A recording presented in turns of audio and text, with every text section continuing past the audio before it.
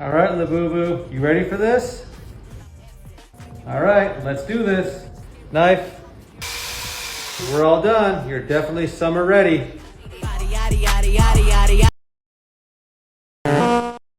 Trends come and go, but they always find a way to return in some kind of new, evolved form of itself. Nothing is truly new. If you live long enough, you'll notice that everything is kind of being recycled with a new look. And if you look around long enough, you'll find something that everyone is going out of their way to get. Usually something small like a toy or a new shoe, new smartwatch, maybe even a new drink flavor in the cup that it came in. One of the newest objects of desire out here apparently are these little toothy monster dolls called Labubus. I'm a Labubu fan. Oh, you a Labubu man? I'm a Labubu man. Aha, Labubu. I want to investigate the interesting coincidences around them. They're connected to many things: gambling, social media addiction, nostalgia, and maybe even just boredom. But where did these things come from? Well, they were developed in Hong Kong by an artist raised in the Netherlands. So Labubus were inspired by Nordic folklore, so like trolls,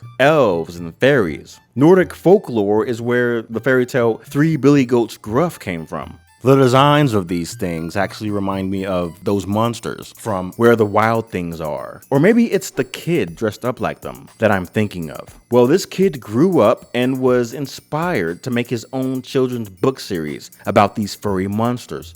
首先咧，我創作其實今次嘅精靈嘅呢個作品咧，係我自己小時候其實係一啲我好想做嗰啲好多唔同嘅作品，跟住我創作出嚟嘅其實係。A great selling point was that there was a variety of them, and as unique as they are, there's like a ugly, cute aesthetic to it. En esta casa nadie ayuda. Si yo no hago las cosas, más nadie las hace.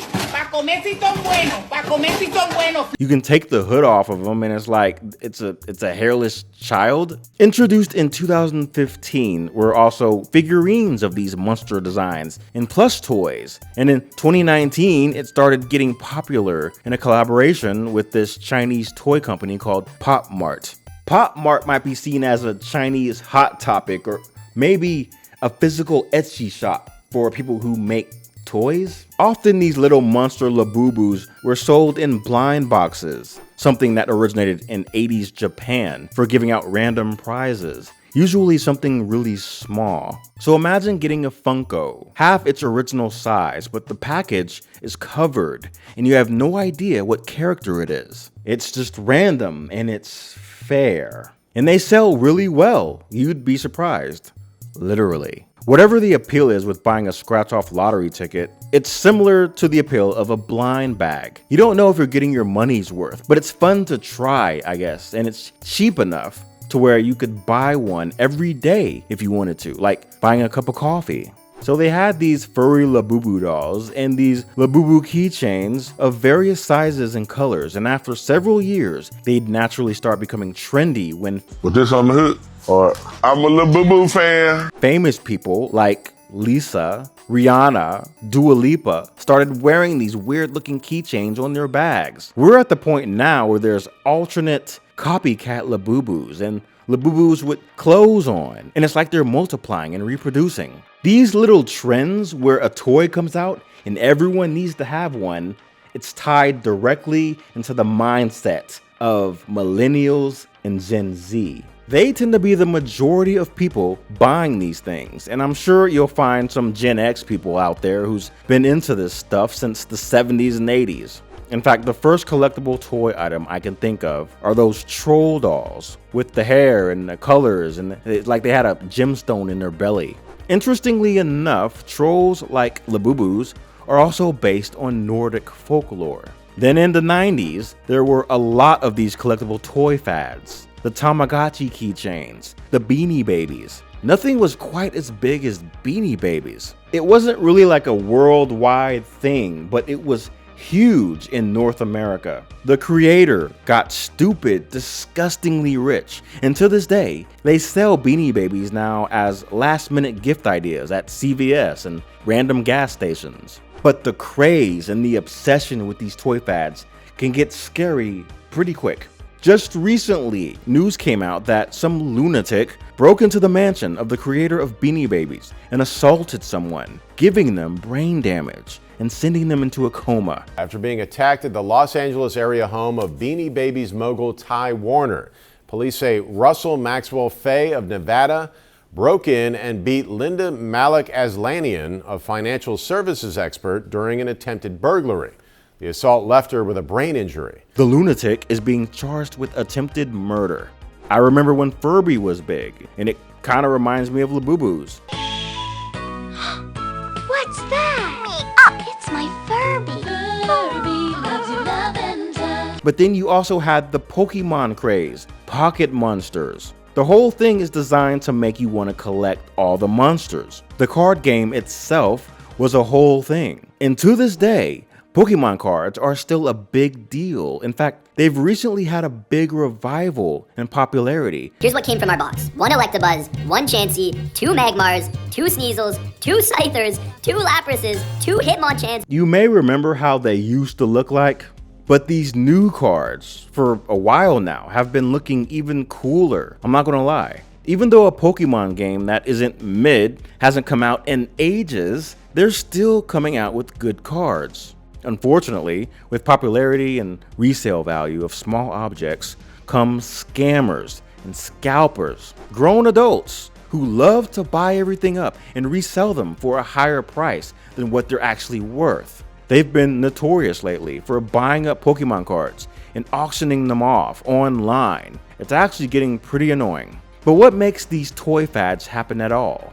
Sure, it starts off as an innocent toy for children that gets popular, but then adults get into it too, and it just increasingly gets out of control. There's something about these collectible toy items that's attracting everyone, and that can actually be pretty dangerous. Labubus are getting pulled back off the shelves in some places because it's become a safety hazard to have them on sale. People are trampling over each other to get the one that they want. First of all, they're pretty affordable. It's not like a new smartwatch or a new phone.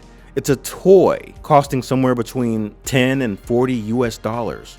There's a psychological appeal to it. What does Labubu, Beanie Babies, Pokemon, My Little Pony, Care Bears, Power Rangers, etc. all have in common?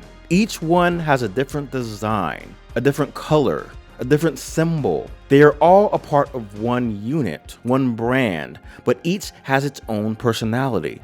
Like mankind, people can pick a particular one of these things out and relate to them personally.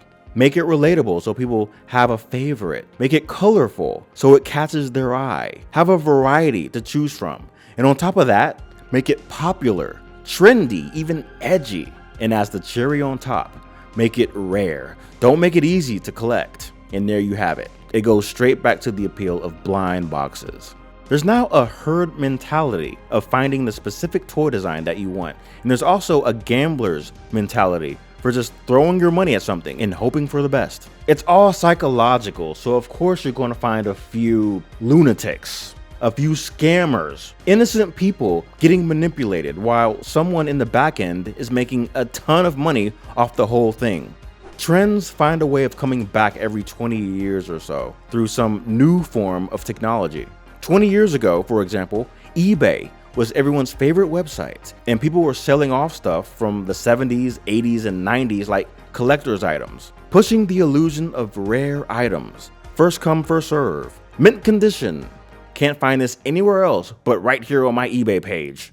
That rarity online factor can really mess with people psychologically. And today you have that online manipulation through TikTok, where now it seems like half of what you see on there is trying to sell you something. They come in like 7 different colors, and just look how soft and squishy they are. And funny enough, it's the same damn place most people have been finding out about these Labubu dolls. The paint. Yeah, boo boo. I gotta find a fit to go with it. At the end of the day, we're all just being manipulated and toyed with. But variety is good. Collecting is fun. And being a part of a trend or something new can be really exciting.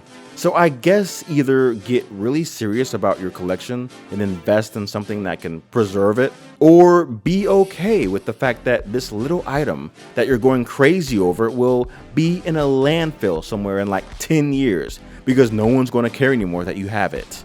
Hope this helps. Like and subscribe to Retro Sick if you like random nostalgia and interesting coincidences surrounding said nostalgia, and I'll see ya in the next one.